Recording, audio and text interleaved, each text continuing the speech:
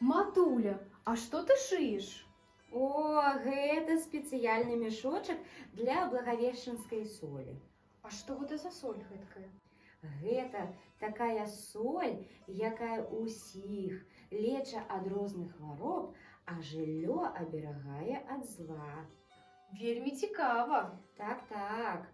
Каб гэтая соль была такой, кожны з дамачадцаў павінен сыпануць у патэльцу па жменцы гэтай солі, а потым гэтую соль раскаліць і засыпаць вось у такі палатняны мяшочак.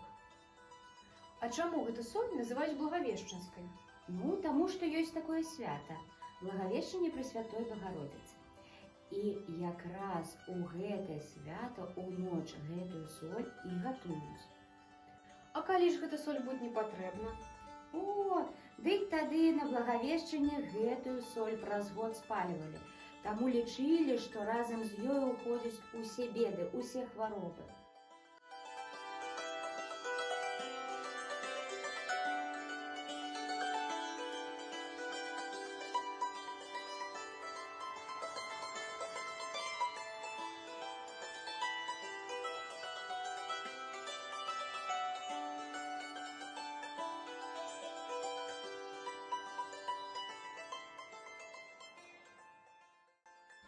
А раскажы мне, якія ёсць на гэта свята традыцыі і звычаі? О, традыцый і звычаяў вельмі шмат. Вось ведаеш, ёсць адна традыцыя. Таксама на благавешчанне заўсёды захоўвалі попел. Яго так і называлі благавешчанскі попел. Таму лічылі, калі ў добрай гаспадыні у садавіне, у агародзе недзе захварэла раслінка, дык яна гэтым попелам пасыпала тую расліну і яе чакаў абавязкова добры ўраджай. А мы будзем пасыпаць наш агарод попелам? Несумненна, дачушка, вось зараз справы справім і пойдзем. Але ж ведаеш, яшчэ на благавешчанне абавязкова ў царкву неслі насенне.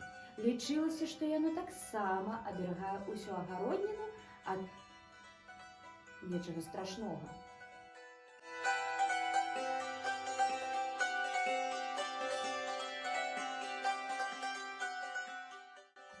А яшчэ на благавешчанне абавязкова шанавалі птушак, бо лічылася, што ў гэты дзень патрэбна запусціць гэтых самых птушак, галубоў, напрыклад, у неба.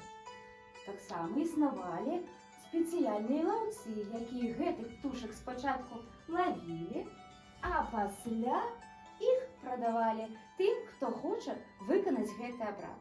Лічылася, што тая птушка, якая даляціць да неба, абавязкова раскажа анёлам, якія нас аберагаюць, пра нашы добрыя дзела. І яны нас абавязкова ўзнагародзяць. Я ўспомніла, мне бабуля распавядала, што ў гэта свята пяклі фігуркі птушак. І лічылася, што гэці птушкі прынеслі на сваіх крылах вясну. Вось. Ой, матуля, якое светлае і цудоўнае гэта свята. Так. Дзякуй табе вялікі за тое, што расказала мне пра традыцыі і звычаі. Ой, дачушачка, калі ласка, але ж ты таксама, а пасля перадавай гэтай звычаі і традыцыі далей і ўнучкам маім, і праўнучкам. Абавязкова ўсё ім расказвай, добра? Добра.